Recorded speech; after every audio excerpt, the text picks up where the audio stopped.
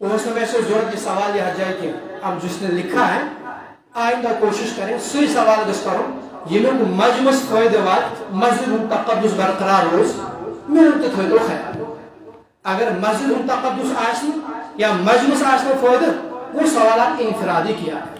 इनका लिखना है कि मुफ्ती शकील से मिसबाही इन्होंने मुफ्ती नजीर साहब पे कुछ कहा था, आप उसकी थोड़ी वजाहत करें। और बेशूशा आजकल सोशल मीडिया पे उलमा एक दूसरे से जैसा इख्तिलाफ करा, ऐसे मौके पर आवाम को क्या करना चाहिए। दोनों बातों को आसान लफ्जों में मैं कह दूं। मुफ्ती शकील साहब मिसबाही, मैं उनसे इतना कहूंगा सिर्फ कि बड़ों पर छोटों को तनकीद नहीं करनी चाहिए। हम है ना, हम जैसों पे आप तनकीद करें, बड़ों पे तनकीद ना करें। छोटा जब बड़े की तनकीद करता है तनकीद शुल्का वेलू रोजन यूश तनकीद अगर बराए तामीर हो ये फन मान ये एक हुनर है। लेकिन छोटा बड़ों की लेकिन अगर तनकीद करे वो भोलापन सादगी है, लेकिन अगर न माने फिर भावलापन है। तो छोटों को बड़ों पे तनकीद हम जैसों पे करें। अगर अल्लाह ने आपको तनकीद का इतना ही हुनर दिया है तो आप हम जैसे छोटों पे तनकीद करें।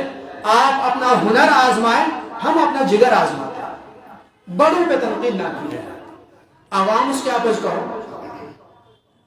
युमती कश्मीर मजहबी जमुस के वरी गए पूछा मसलन इनमें अहले हदीस मकतब फिक्र से जो ताल्लुक रखते हैं साउथ में, वहां भी हमने देखा ये लोग आपस में भी एक दूसरे की मुखालफत शुरू कर चुके हैं।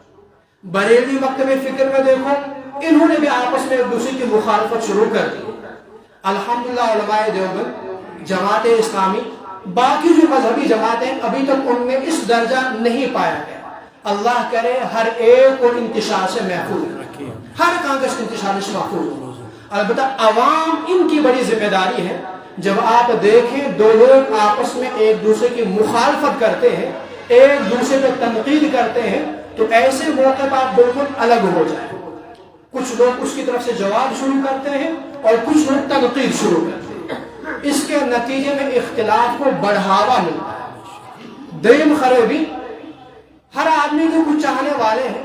खुशूशा मैं सोची ईद ना ये देखता है मेरे साथ इतने, इसका नतीजा होता है वहीं से दो अलग जमातें वजूद में आ जाती। देखा होगा आपने कितनी जमातें बनती जा रही। मुसलमान यूं भी इतनी सारी जमातों में बटे हुए हैं, तो क्या मजबूरी है कि हम इनको मौका दे दें अलग पार्टीज बनाने।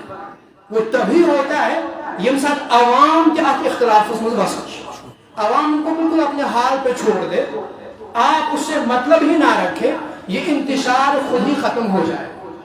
बल्कि इनसे भी मैं गुजारिश करो घर की लड़ाई घर ही तक आप रखें। घर की लड़ाई बाहर निकालेंगे, बाहर घर की लड़ाई कभी हल नहीं हो सकती। वो और ज्यादा फितने का सबब बनेगी, लोगों को तमाशा बनाने का मौका मिलेगा।